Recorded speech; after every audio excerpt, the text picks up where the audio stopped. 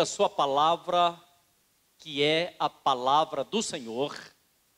No Evangelho segundo Mateus, capítulo de número 4, nós estaremos lendo o verso de número 16.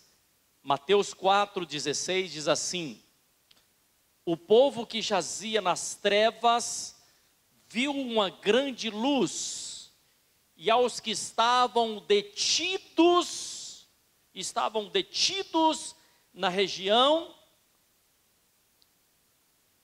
e sombra da morte, a luz raiou. Esses dias eu vi uma notícia muito interessante. Foi vendido a um chinês um diamante. Esse diamante tem o nome de lua azul. E esse diamante foi vendido pela bagatela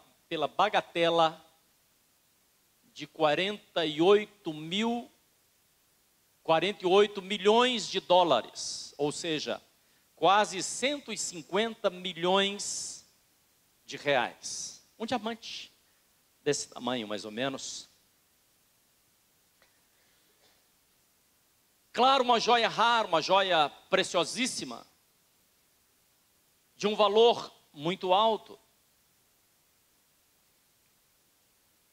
Mas ele vale muito para aquele que sabe qual é o valor dele. Porque se ele estiver em um lugar qualquer e alguém passar, pode ser que a pessoa nem olhe, ou acha que é um plástico, ou acha que é uma bijuteria, mas não é. É uma joia preciosíssima, é uma joia rara, valiosíssima, 48 milhões de dólares. Sabe, amados,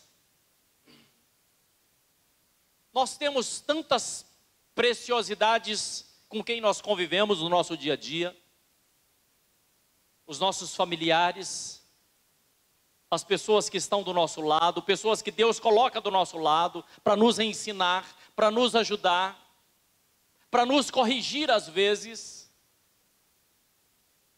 E às vezes nós não sabemos valorizar.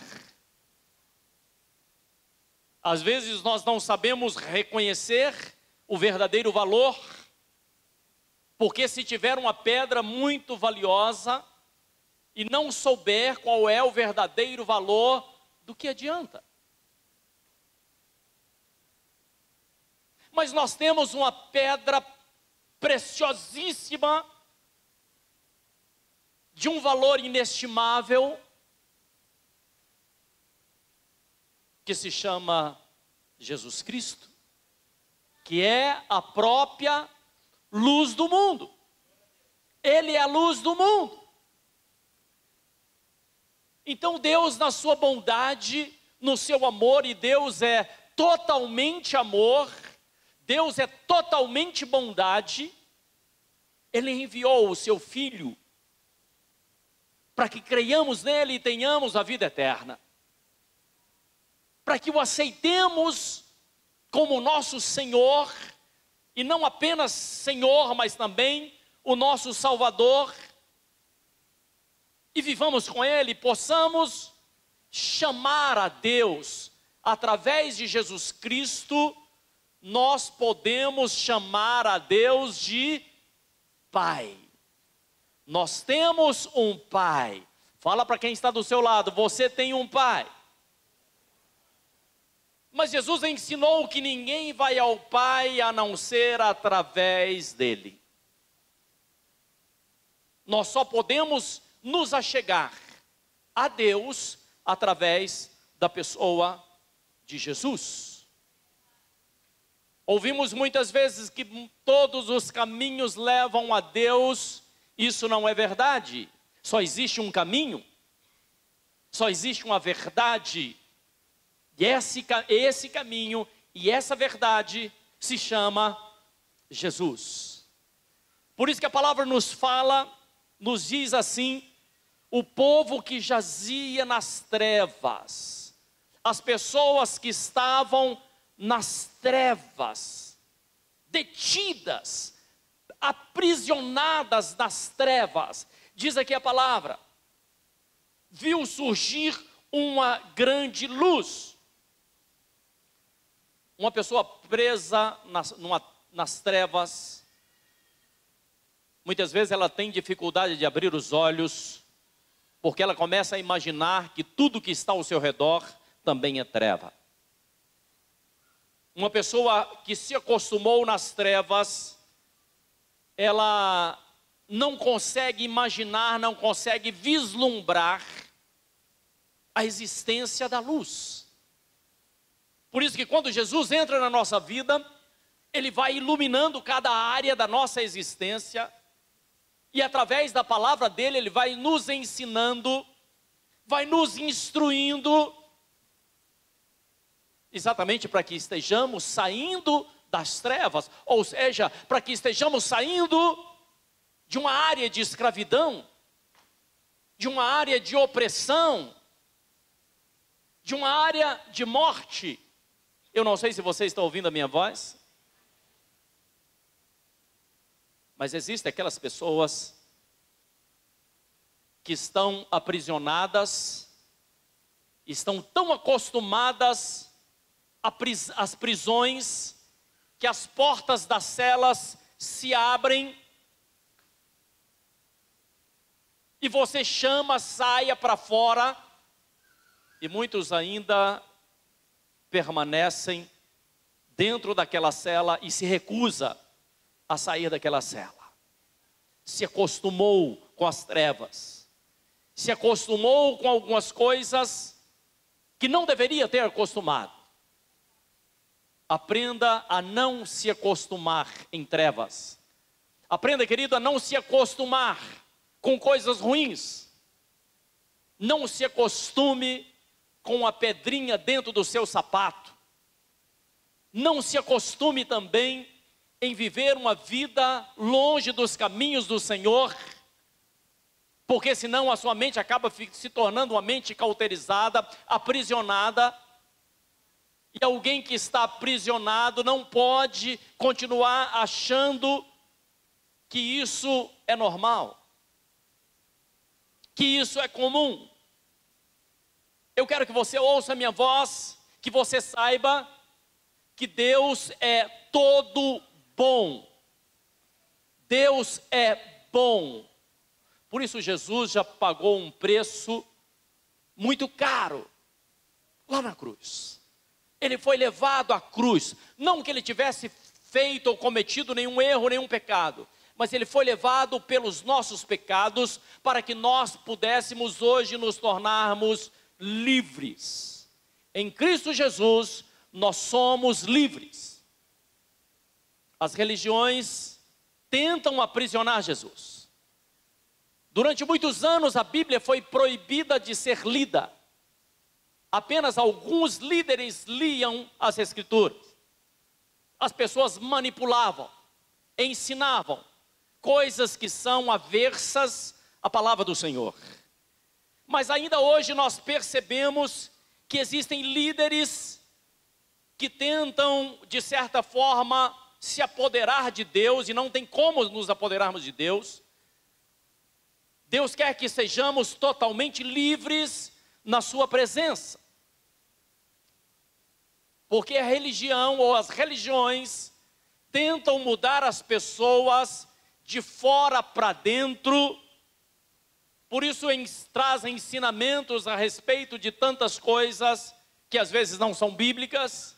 Tentam ensinar de fora para dentro. Mas Jesus, Ele nos muda de dentro para fora. Entenda isso.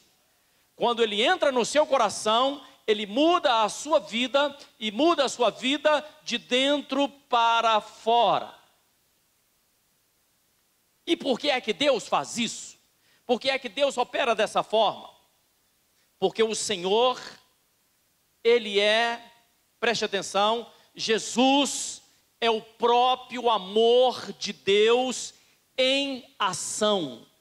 Jesus é o amor de Deus em ação. Eu não sei se você está ouvindo o que eu estou o que eu estou dizendo? Uma certa feita, está no caderno de João, capítulo 12, verso 45. Os discípulos chegaram para o Senhor Jesus e dizem assim: Jesus, nós queremos ver a Deus. Como é Deus? Sabemos que o Senhor tem um relacionamento profundo com o Senhor, com o Pai. Como é que nós vamos saber o que é que está no coração de Deus? Como é que nós vamos ver a Deus? Queremos, Jesus, ensina para nós. E Jesus diz assim: quem vê a mim, está vendo o próprio Pai que me enviou.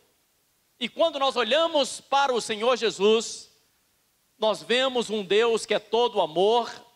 Nós vemos que Jesus Cristo, Ele é longânimo, ou seja, paciente, acolhedor.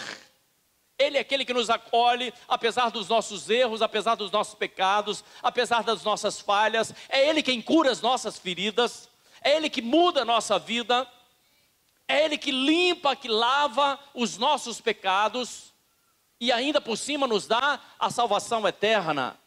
Então Jesus, Ele é todo amor. Durante muitos anos, quando você pega o Antigo Testamento e começa a folhear, você vê que Deus nunca se afastou do seu povo. Pelo contrário, o povo de Deus às vezes afastaram-se de Deus. Mas Deus nunca abandonou o seu povo. Eu estou dizendo, querido, que Deus não vai te abandonar. Deus não te abandona. Ainda que o seu currículo, ainda que quando você olha para a sua vida, perceba que existem algumas coisas que talvez você até tenta se auto-excluir. E você diz assim: será que Deus ainda me aceita? O meu currículo não é um currículo bom.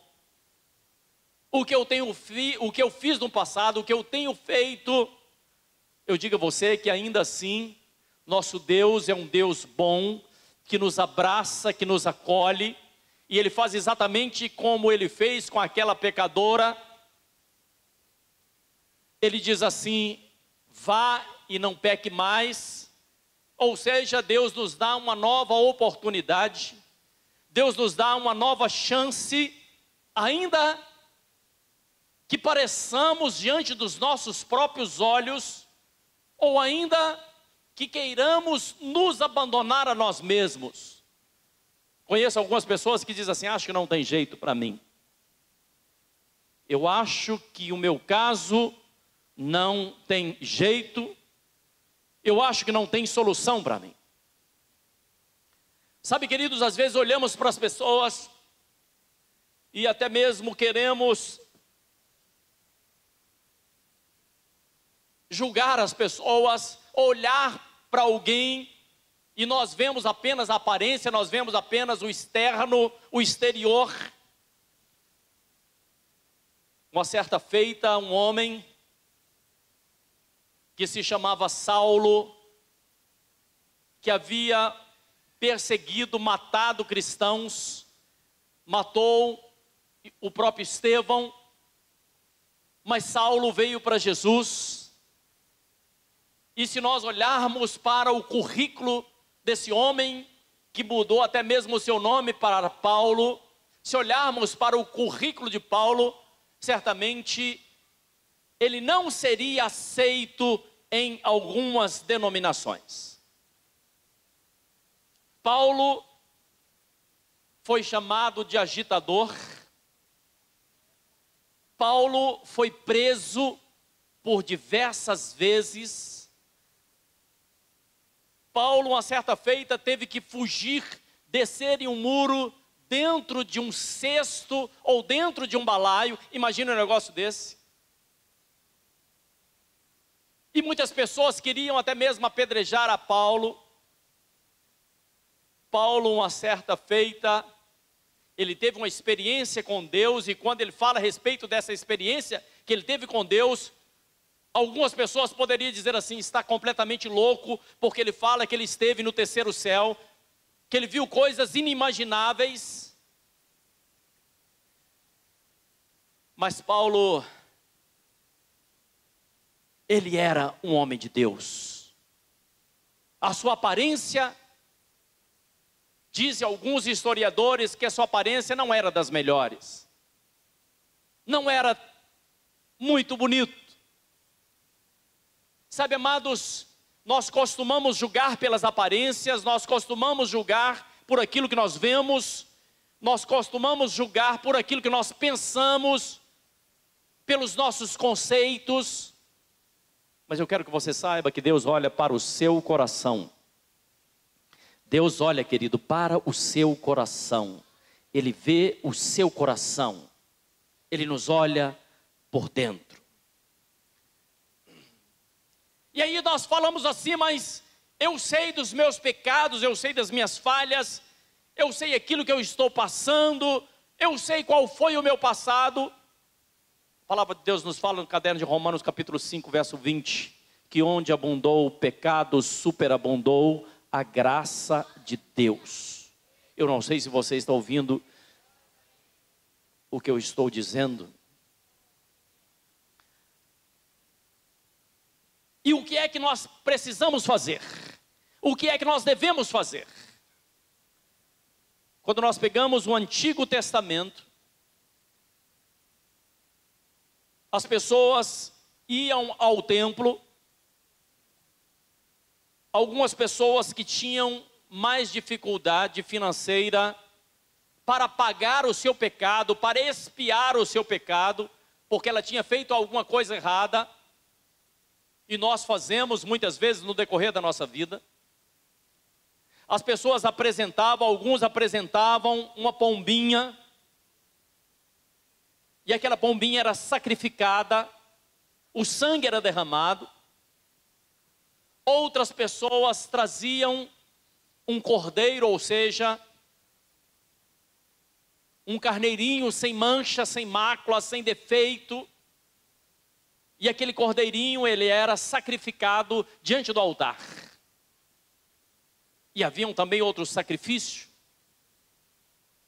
Era sangue inocente que era derramado pelo perdão dos pecados daquelas pessoas. E o que é que nós temos hoje? Nós temos um cordeiro que foi imolado, que é o próprio Jesus. Sangue inocente foi derramado por mim e por você. Eu não sei se você ouviu a minha voz. Sangue inocente foi derramado pelo nosso favor. Por isso eu estou dizendo a você que nós servimos a um Deus que é bom, que é todo compaixão, que nos acolhe, que nos ensina, que faz com que os nossos caminhos sejam transformados. Eu não sei se você está ouvindo a minha voz. A palavra do Senhor diz que aquele que está em Cristo, nova criatura é. As coisas velhas já ficaram para trás, eis que tudo se faz novo. Por isso que a palavra diz que está surgindo a luz, mas a luz é para aqueles que abrem os seus olhos, para aqueles que tomam a decisão, para aqueles que decidem, para aqueles que tomam uma posição de serem corrigidos, de serem transformados, de serem colocados novamente dentro da vontade perfeita de Deus. Romanos 12:2 diz assim: não vos conformeis com esse século, mas transformai, renovai a vossa mente, para que você possa experimentar, sentir o gosto, viver, experimentar a boa, a perfeita e agradável vontade de Deus. Sabe o que eu estou dizendo? Eu estou dizendo que quando você está dentro da vontade de Deus, você está vivendo de forma boa, perfeita e agradável. Imagine o que é viver de forma agradável nos dias de hoje. Eu estou falando com você, ainda que você esteja vivendo no crime, ainda que você esteja vivendo no vício, ainda que você esteja vivendo no pecado, na desolação, ainda que você esteja vivendo na depressão, o Senhor te acolhe, o Senhor te transforma, o Senhor muda radicalmente a sua vida. Eu não sei se fui claro no que eu disse. Basta que você o chame para entrar no seu coração e para fazer morada e mudar a sua vida. Eu gostaria que você colocasse a mão sobre o seu coração e que você fizesse assim essa oração: Senhor Jesus, nesse dia eu quero entregar a minha vida diante das suas mãos. Muda, transforma. Diga assim: eu me arrependo dos meus pecados e a partir de hoje eu quero uma vida transformada, mudada de forma radical. Você pode dizer amém ao que você acabou de falar? Glórias a Deus, aleluia, louvado seja o nome do Senhor.